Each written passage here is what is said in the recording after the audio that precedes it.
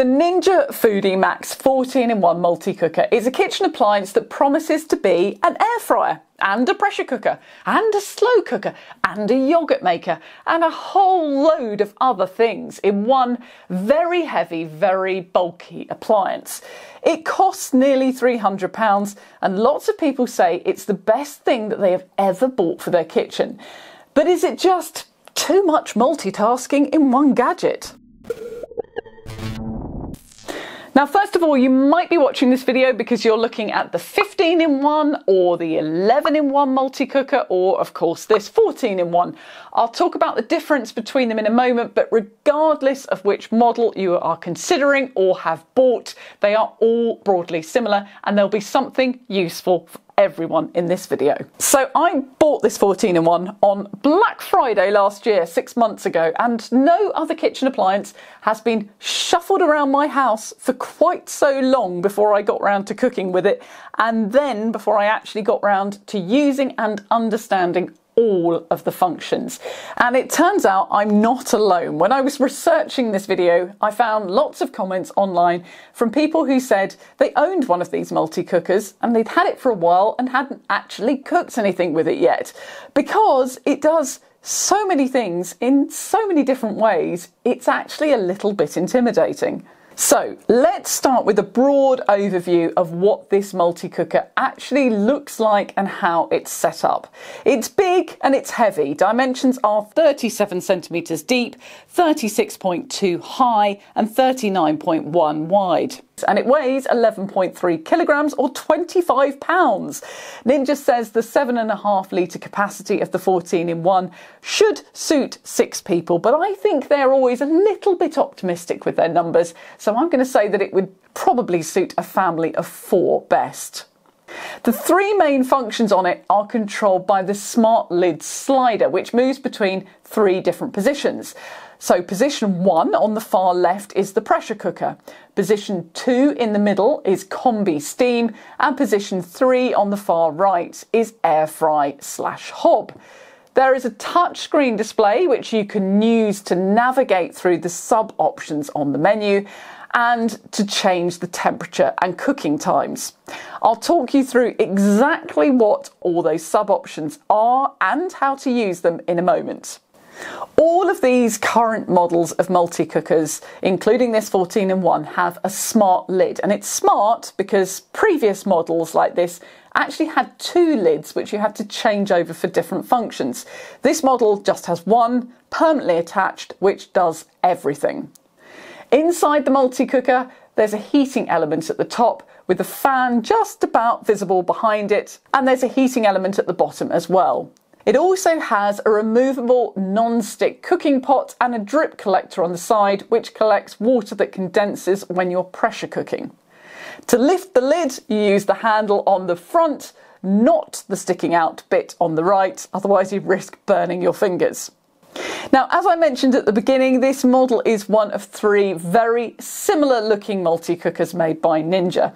They also have the smaller 11-in-1 multi-cooker, which has a 6 litre capacity, and the 15-in-1 multi-cooker, which is the same capacity as this, but has automatic steam release on the pressure cooker and a temperature probe and extra accessories. To further add confusion, this model also comes in 2 colours. This copper version is an Amazon exclusive and has slightly different accessories to the silver one.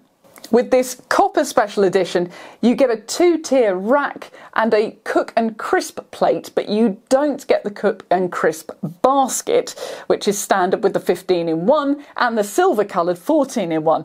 But you can buy it from Ninja as an additional accessory if you want to. So let's have a look at what this cooker can actually do. First up is the pressure cooker, the far left setting on the smart lid. The pressure cooking setting on this multi-cooker is, I would guess, what most people buy it for. It allows you to cook really tender meat really quickly. The 2 big differences between the 14-in-1 and the 15-in-1 is that this model has a manual steam release, so you have to turn the valve and let the steam out yourself. This model also doesn't have the integrated meat probe, which I think is particularly important important when you're pressure cooking, because you can't just lift the lid midway through cooking to check on the temperature of the meat. On this 14-in-1, there are no sub-settings under the pressure cooker menu. There is just one mode. Now on to Combi Steam.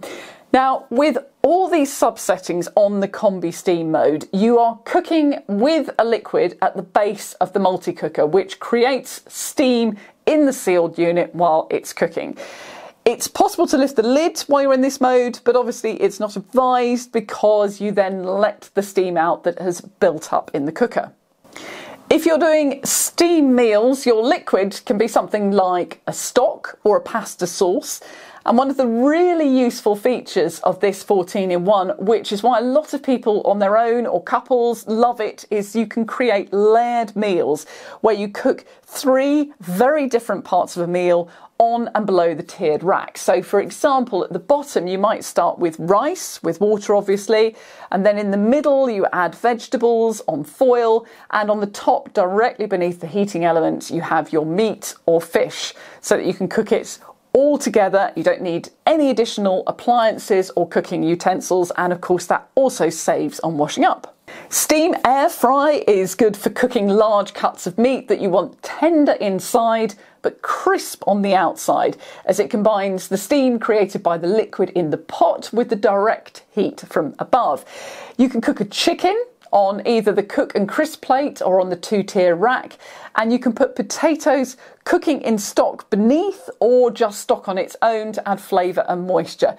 This mode is one of the things that people who own these ovens absolutely rave about, and I have used it to cook chicken a couple of times. I have to say the results are really good, but it's not so amazingly different to chicken in a regular air fryer that I would rush out and buy it solely for that feature. You can also cook vegetables this way, so they're both steamed and caramelised on the outside if you like your veg done like that. The steam bake setting is for cakes and ensures that you get the most moist and fluffy bakes. The cakes I have done in this have been absolutely fantastic. My cakes were good already, but done in here on another level. Now, if you're into baking, you will know that a lot of the top bakers suggest adding steam to the oven if you're making bread because it makes a better crust. Normally you do this in a conventional oven by putting water in a tray in the oven. Some built-in ovens, if you're very fancy, have a steam function. The steam bread setting on this multi-cooker allows you to achieve the same thing in this. So you add 250 ml of water at the bottom, you add a rack or the cook and crisp plate, and then you put the bread on top. And the loaves I've had out of this have been amazing. The third position on the smart lid is air fry / hob, and that's basically all of the settings that aren't in the other 2 categories. In this mode, you can lift the smart lid to turn, stir, or check on food that is inside.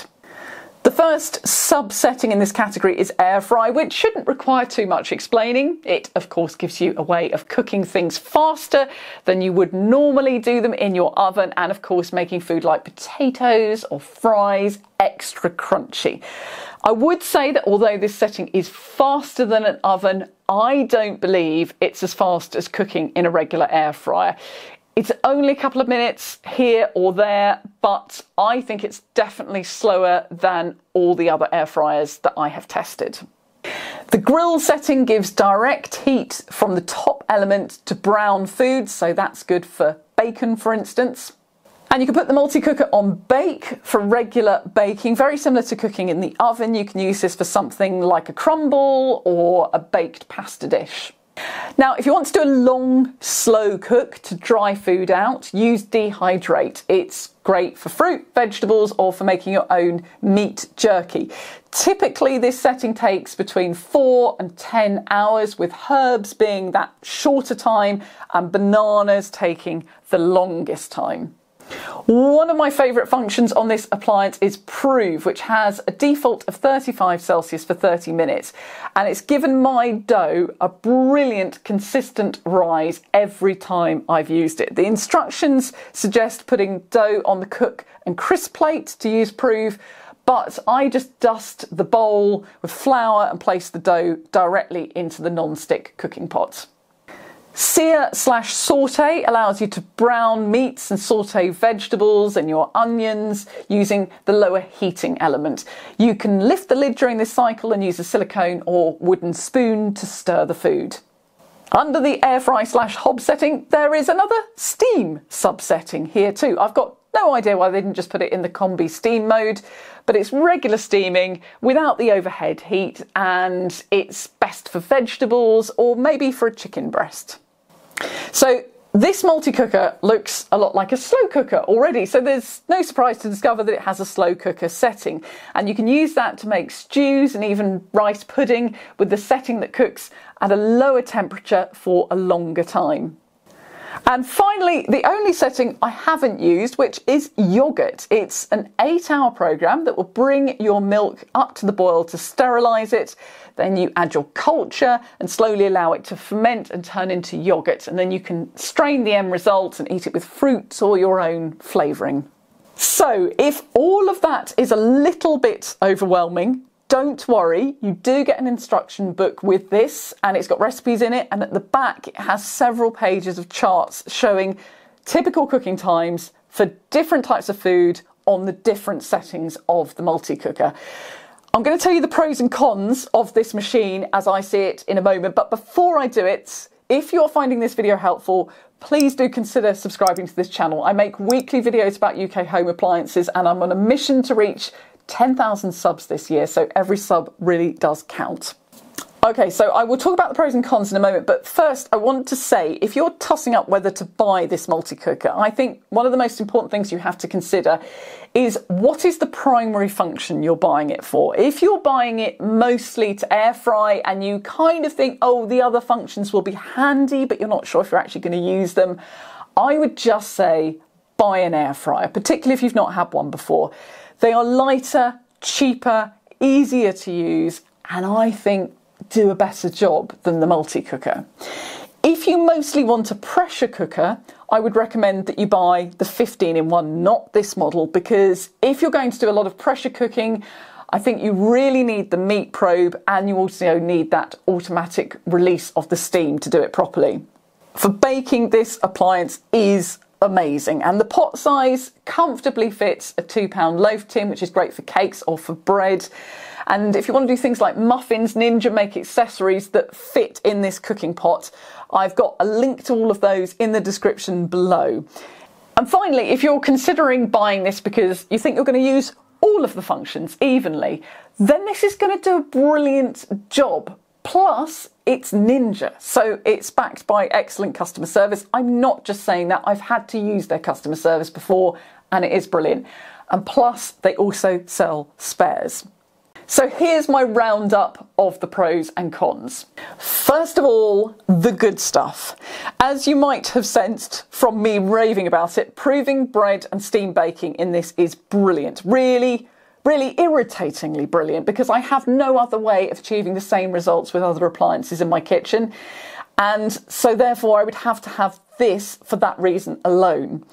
It's also brilliant if you're short on space and you want to cook everything in one appliance. Perhaps you're in a caravan or you want to do a kitchen refit and you just need everything in one. This is your kitchen in one. And if you're on your own and you want to cook a quick meal and have minimal washing up, then the 3-tier cooking is great because it gives you a formula to follow, which makes it much easier to plan what you want to eat.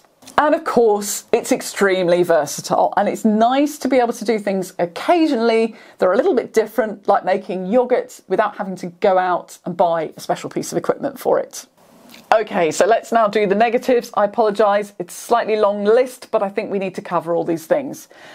Number 1, it's massive. And even when it's on your worktop, you need somewhere to store the extra accessories that you aren't using. Number 2, talking of worktops, you need to think about where you would put this in your kitchen, because it cannot go under a cupboard because of lifting the lid, and also because when the steam comes out it shoots quite high up in the air, so you need the clearance above it. Number 3, there is no way around it. It's really heavy. This is not something that you want to be taking in and out of a cupboard, particularly one that is beneath counter height. Even moving it across a worktop is quite tricky because it's got a non-slip bottom which stops it sliding easily. Number 4, it's really noisy. It's hard to explain what the noise is like, although I'll play a little bit of it in a moment.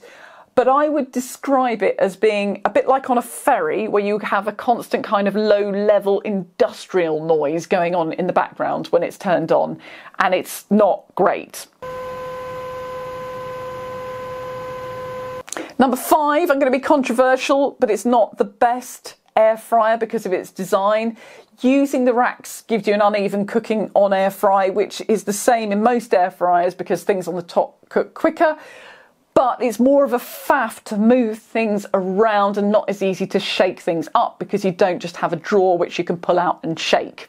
Number 6, with this particular model, this is the copper 14-in-1, you get a crisper plate, not a basket, which isn't quite as useful.